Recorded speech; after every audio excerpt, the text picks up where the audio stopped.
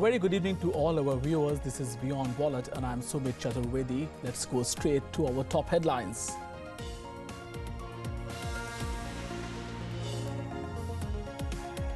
Vodafone complains to TRAI against Reliance Jio, saying company is still luring customers to subscribe to summer surprise offer despite warnings.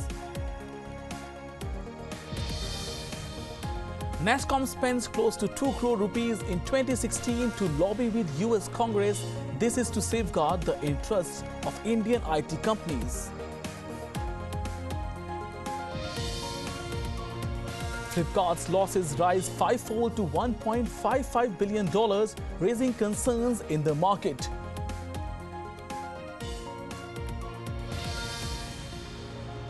And Indian benchmark indices closed higher for first time in last 4 trading sessions.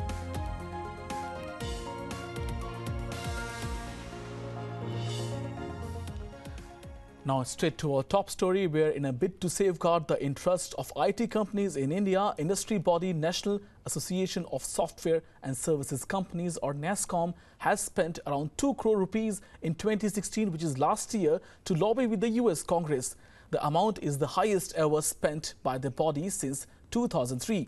The time it began pushing for more liberal regulations for Indian IT engineers. Indian IT companies over the past 1 year have been facing tough time because of factors such as tightened H-1B visa norms in the US, Brexit, and the rise of artificial intelligence or AI and automation. Since becoming the 45th president of US, Donald Trump has signed a flurry of executive orders to fulfill his campaign promise of America First and making the country great again by bringing back jobs. The new reforms proposed in H-1B visa regime have particularly been a thorn in Indian IT BPO sector's flesh, as doubling salary of visa holders to $130,000 could lead to large-scale job losses and incur a hefty cost on them. NASSCOM has argued that outsourcing jobs to India has been beneficial for US, as in turn many companies have hired locally and have created employment opportunities within the country, which is USA as well.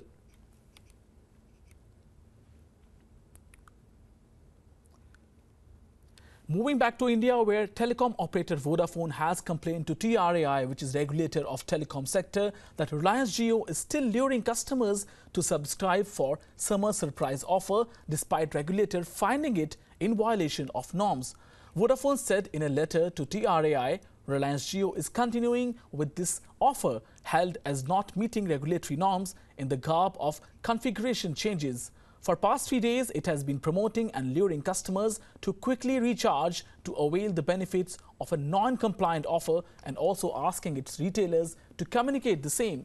The letter also referred to SMSs allegedly being sent by Reliance Jio to consumers and retailers, asking them to quickly recharge to avail the benefit of the scheme.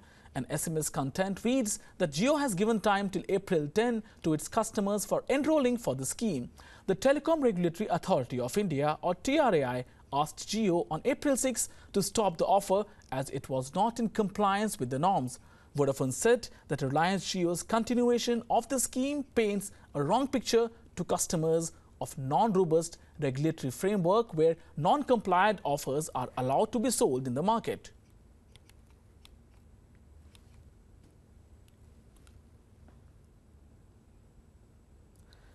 Now, a day after going for 1.4 billion fundraising offer, the largest in Indian startup sector, Flipkart's losses are raising concerns in the market. Homegrown e-tailers' losses rose fivefold to $1.55 billion as it burned cash to offer discounts in the 3 years through March 2016. The losses of Flipkart are almost equivalent to the amount India's largest online retailer raised in its latest funding round. China's Tencent Holdings, tech giant Microsoft, and US-based commerce giant eBay will invest around $1.4 billion, valuing Flipkart at $11.6 billion. The latest investment contributes nearly one-third of $4.65 billion that e-tailer Flipkart has raised over the past 4 years.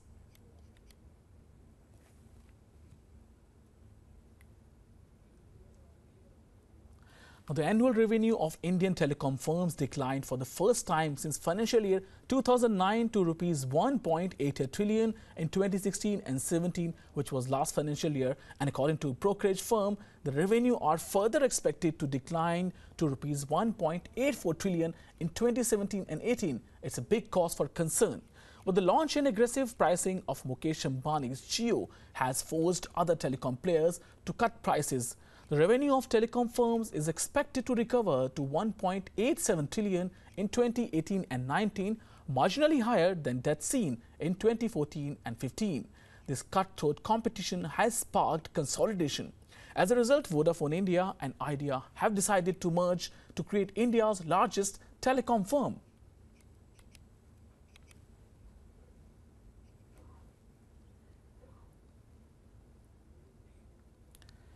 India's central bank, Reserve Bank of India, is suggesting that Asia's third largest economy, India, should offer licenses to privately owned companies to set up infrastructure banks. This will mean long-term funds for roads, ports, power and other projects over the next 10 years. This could also help bridge a gap that is shaving off almost 5% of country's GDP. These specialized infrastructure banks could cater to long-term financing needs of the growing economy and possibly fill the gap in the long-term financing. With commercial banks burdened with huge non-performing loans and decade lows, this development can ease their burden.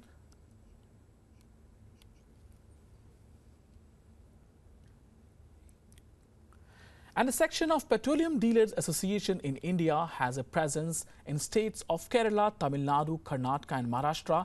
They have decided to now shut down petrol pumps every Sunday. The new decision will come to effect from May 14.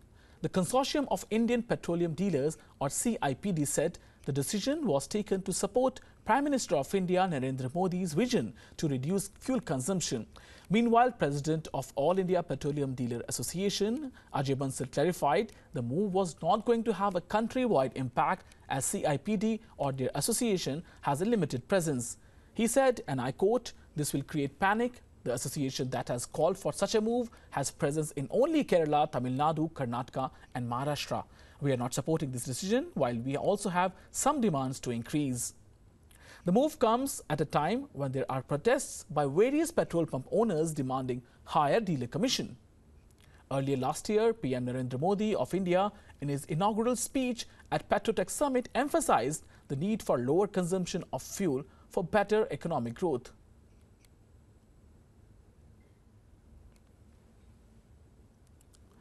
Now to an interesting story where United fight in US where a passenger was dragged out violently is not the only incident.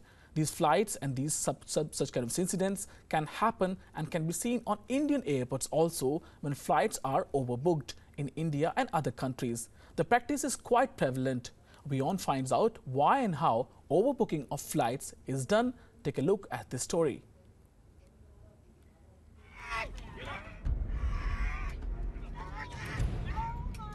While this sight may be an exception in India, such fights between flight attendants and passengers are not uncommon here on the issue of overbooking. Indian carriers including Air India, Jet Airways, Indigo have been denying boarding to a few hundred passengers every month. But overbooking, which is selling more seats than available, is a global phenomena prevalent in sectors with perishable seats such as hotels, taxi operators and of course airlines. Airlines say overbooking is done so that seats don't go empty, and it is done for seat optimization, anticipating last-minute cancellations by confirmed passengers. Airlines decide the number of seats to be overbooked on a flight using various methods. Airlines use sophisticated algorithms to predict cancellation and no-show pattern on specific routes and overbook some flights by a small number accordingly. But airlines will have to compensate passengers who also get bumped off.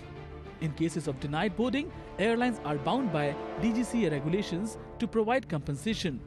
This ranges from providing alternative arrangements, refund of fares, or monetary compensation for the inconvenience caused.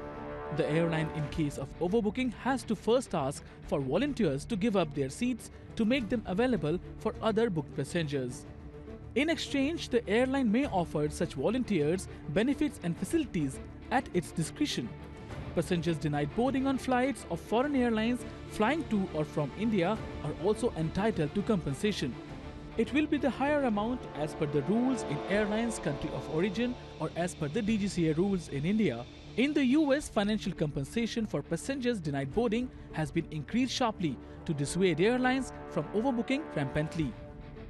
Meanwhile, you can improve your chances of not being bumped off by reporting for the flight well on time or doing web check-in. This also ensures one doesn't get bumped off from aircraft due to overbooking.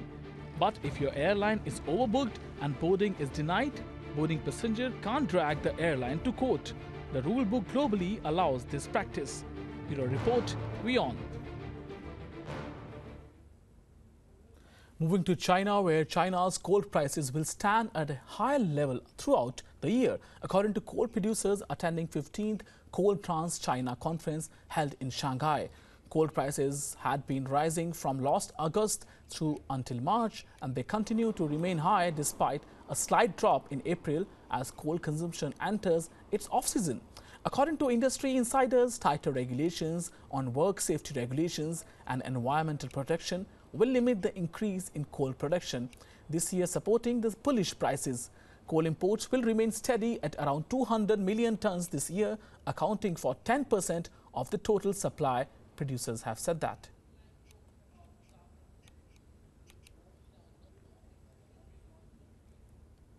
Now straight to US, where Tesla's market cap briefly passed General Motors, making the electric car maker Tesla the most valuable car company in America. Tesla's shares opened at an all-time high above $313 per share after Piper Jaffray, a firm, raised its target on the share to $368 from $223, indicating its analysts expect the stock to gain about 21% from Friday's closing price. As of 9:35 a.m. yesterday, Tesla's market cap was $51 billion, nearly $2 more than General Motors. Last week was Tesla's second strongest of 2017.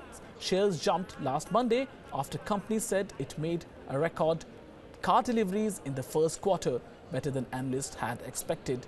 Deliveries jumped 69% year-on-year to 25,000 vehicles. At the same time, shares of the so-called Big Three automakers, General Motors, Ford and Fiat Chrysler, slumped after they reported a March sale that were weaker than the forecast.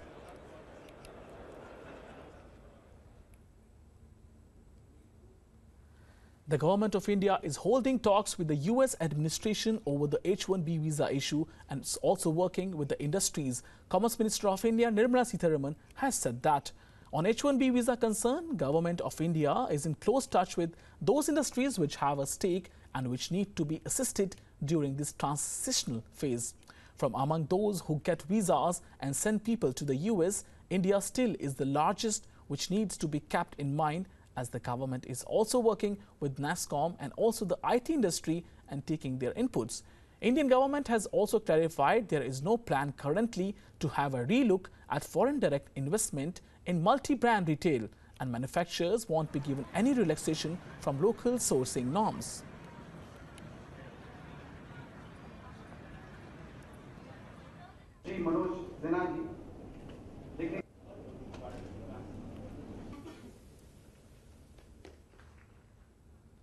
The Indian Railways will soon launch Digital Contract, a digital system of its entire supply chain across all zones. This step is aimed at improving businesses and transparency. The system will include digitization of processes like bill submission, inspection, dispatches, receipt, bill passing and bill payments, warranty monitoring and enabling use of analytics.